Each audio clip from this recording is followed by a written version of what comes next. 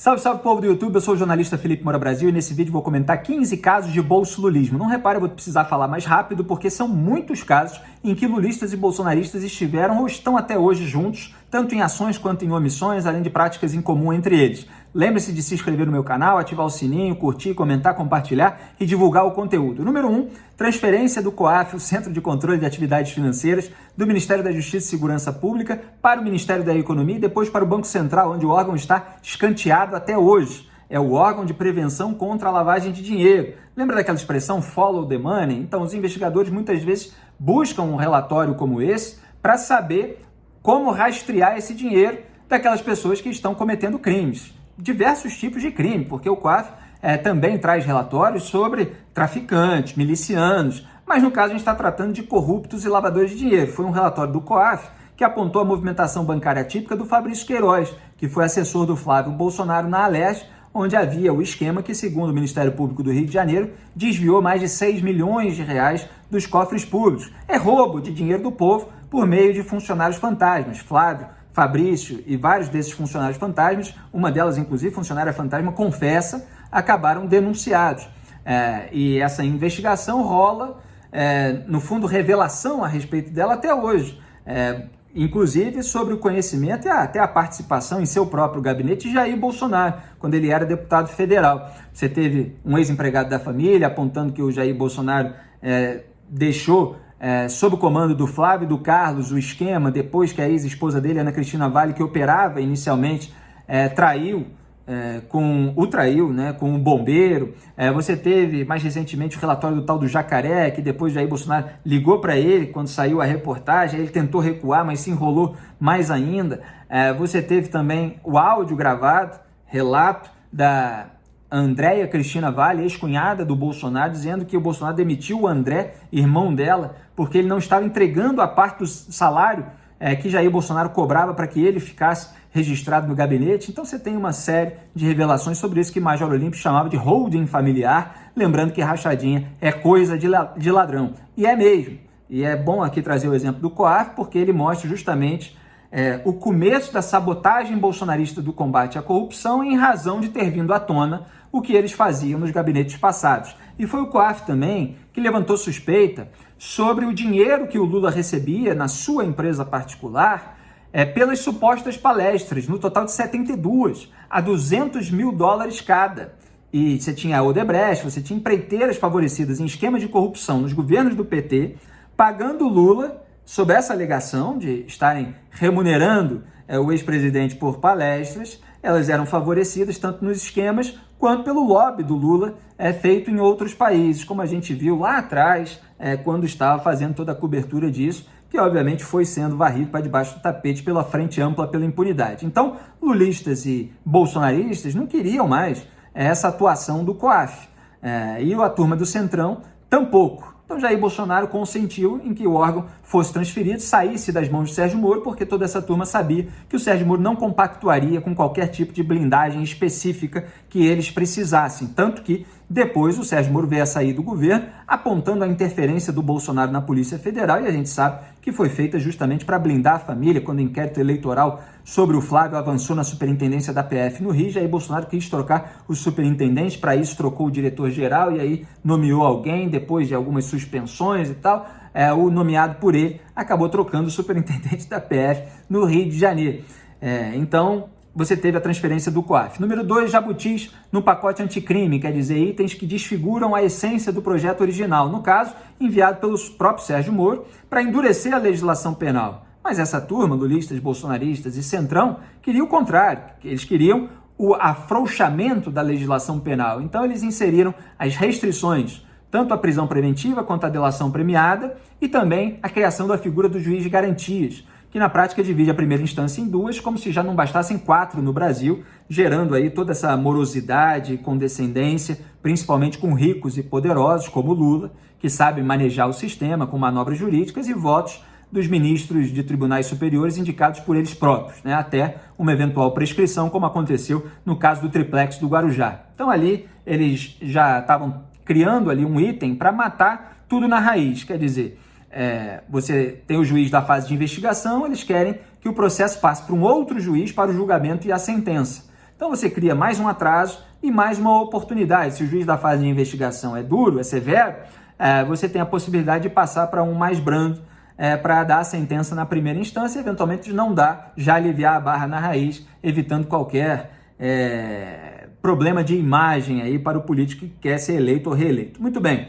3, PEC da impunidade, dificultava a prisão por crimes cometidos em flagrante por parlamentares com foro privilegiado. 4, PEC da vingança, que felizmente, graças à nossa reação dos jornalistas independentes, os poucos que sobraram aí no mercado da comunicação e de procuradores, essa PEC visava a mais indicações e controle por parte dos políticos sobre o Conselho Nacional do Ministério Público, o CNMP, justamente para poderem retaliar investigadores e travar investigações. Eles não conseguiram naquele momento, mas eles ainda tentam por outros caminhos. 5, o afrouxamento da lei de improbidade administrativa, que dificulta a punição de maus gestores e, obviamente, de gestores corruptos. 6, a própria recondução do Augusto Aras, até a indicação, porque ele era da turma petista, ele organizava evento com a turma do José Dirceu. Depois que Jair Bolsonaro o colocou no cargo, ele foi dar entrevista à TVPT para atacar a Lava Jato, inclusive. Jair Bolsonaro o colocou em setembro de 2019, quando ele percebeu justamente que não podia contar com Sérgio Moro para blindar a família dele. Ele pegou alguém de fora da lista tríplice da categoria, quer dizer, os 3 nomes eleitos pelos membros do Ministério Público Federal para que o presidente escolhesse um, ele ignorou essa lista, pegou alguém lá de baixo, visto pelos procuradores como muito mais um advogado, justamente para advogar em defesa do velho establishment. E agora você teve o relatório da Transparência Internacional apontando queda do Brasil de posições em combate à corrupção, e Augusto Aras, em vez de denunciar criminosos, ladrões com foro privilegiado, ele ficou resmungando contra o relatório. Quer dizer, em vez de ter as ações correspondentes para contrastar com aquilo que estava sendo dito sobre o país, não, ele fica só resmungando, porque obviamente não tem ações para mostrar. E o Bolsonaro, claro, tenta tirar proveito dessa sabotagem das investigações, dizendo que não há corrupção. É só idiota que acredita que os corruptos pararam de roubar e pararão de roubar. O que não está havendo é justamente investigação e punição. Então, se isso não existe, ninguém é preso. Aí saiu até notícia de que menos prisões por corrupção. É justamente porque não se investiga mais nada a fundo e não se pune. 7, os bolsonaristas e lulistas não votam pela prisão após condenação em segunda instância. Teve um episódio público que o Jair Bolsonaro mandou o filho dele, Carlos, apagar do Twitter uma defesa da prisão em segunda instância, e o Carlos foi lá, apagou e fez um tweet ainda pedindo desculpa. E teve um episódio privado que o Sérgio Moro relatou, inclusive em entrevista para mim nesse canal, mas em outras entrevistas que ele tem dado como pré-candidato do Podemos à presidência, em que veio um recado do presidente Jair Bolsonaro para ele, então ministro Moro, por meio de um militar do governo, para dizer que não era para o Moro ficar defendendo aquela medida, nem focando, priorizando aquele assunto. Então, obviamente, os petistas tampouco queriam essa medida, a derrubada dela no Supremo foi justamente o motivo da soltura do Lula quando ele estava preso pelo caso do Triplex.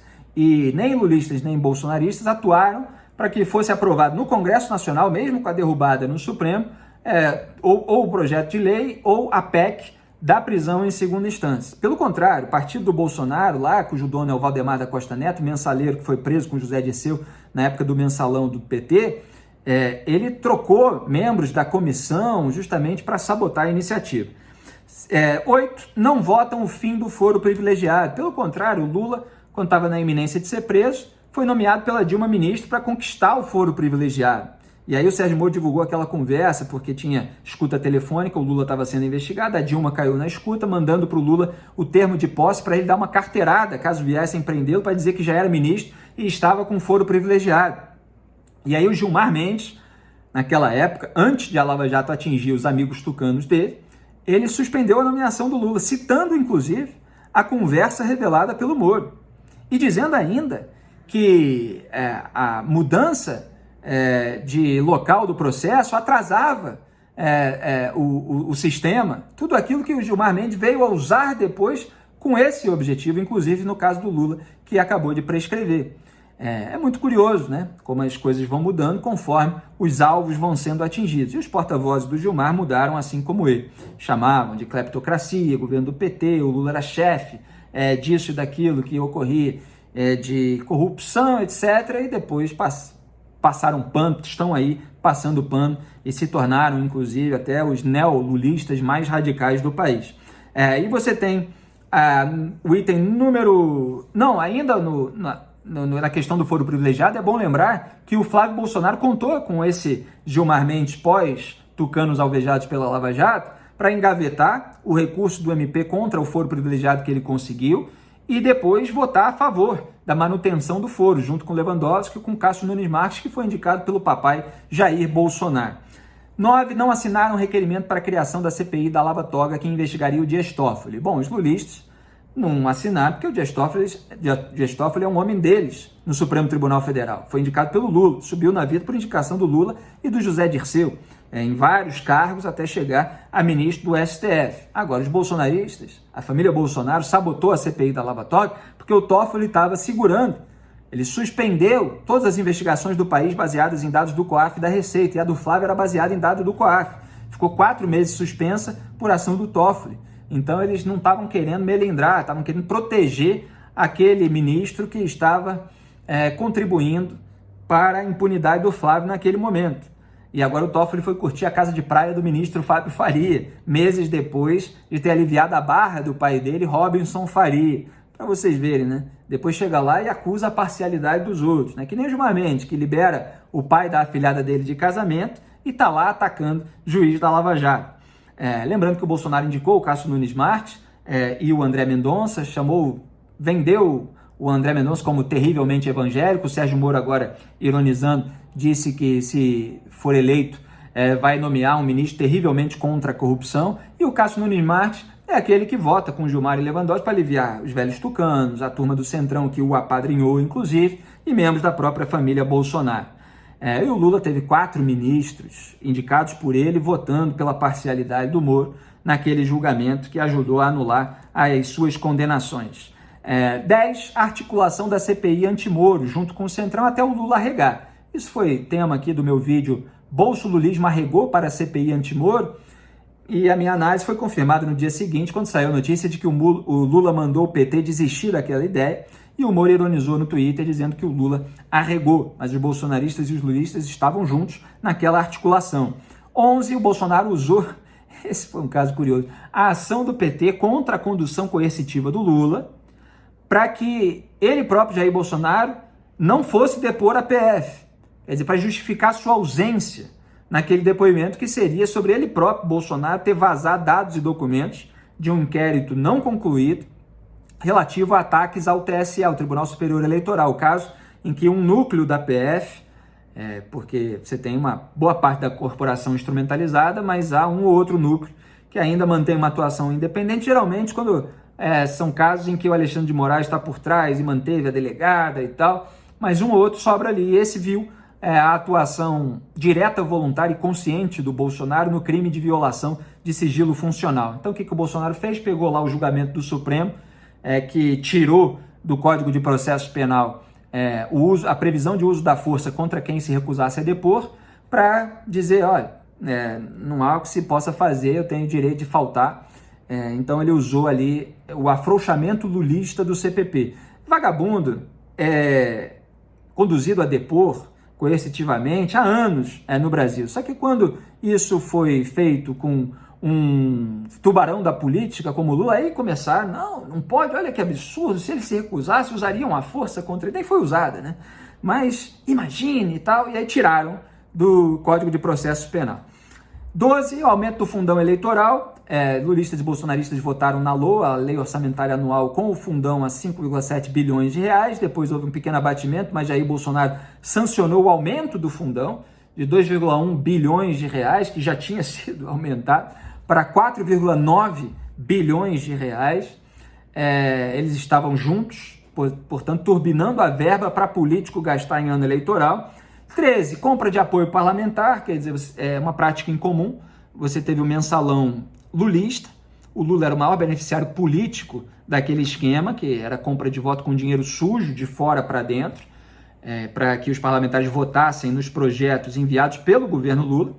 E agora você teve a internalização, a institucionalização desse esquema com o orçamento secreto do governo Bolsonaro, que não são as emendas individuais e de bancada, que tem toda uma previsão de transparência e distribuição igualitária, não.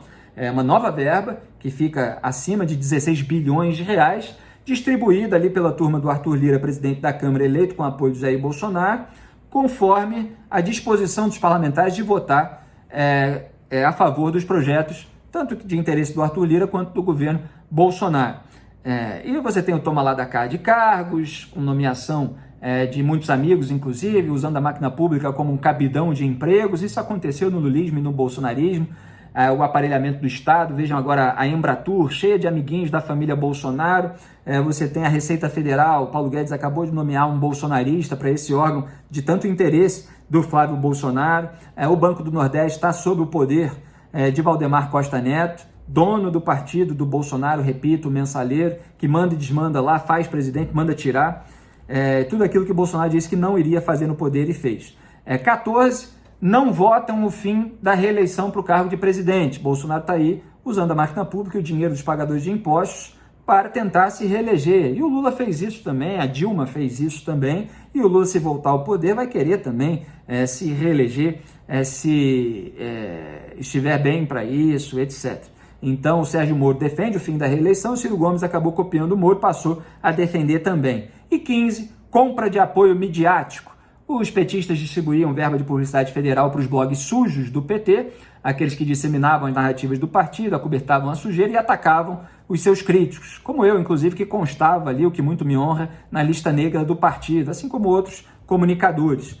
E você tem agora, muito nítido, as emissoras que estão recebendo verba de publicidade, seja por parte da Secretaria de Comunicação, seja por parte das estatais controladas pelo bolsonarismo, e estão aí com toda uma claque, né, de profissionais absolutamente decadentes, que nunca foram grandes intelectuais, gente rasteira, oportunista, e as subcelebridades aí, semi-analfabetos, que não sabem nem pontuar, como vocês podem ver nas postagens de rede social. Então todos aí, vocês sabem em quais emissoras, que tem ali empresários que toparam fazer esse tipo de escambo, né, que queriam ali as verbas públicas liberadas pelo governo.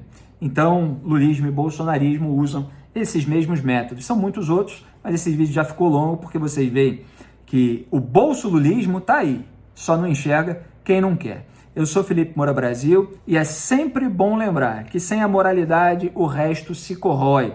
Então, essa impunidade geral, ela tem um preço, e o preço é pago pela população carente, que está passando fome, que tem serviços hospitalares, na rede de saúde pública, precários, que não tem segurança pública, na ponta da linha que se sente a imoralidade, a roubalheira, tudo aquilo que a gente vê nas sombras do poder. O mais prejudicado é o cidadão, e o cidadão precisa tirar o país pelo voto, pelas urnas, pelas medidas legais, pela pressão legítima, pelas manifestações corretas, sem violência, tirar essa gente que só faz avançar o quadro de corrupção geral e de impunidade do poder.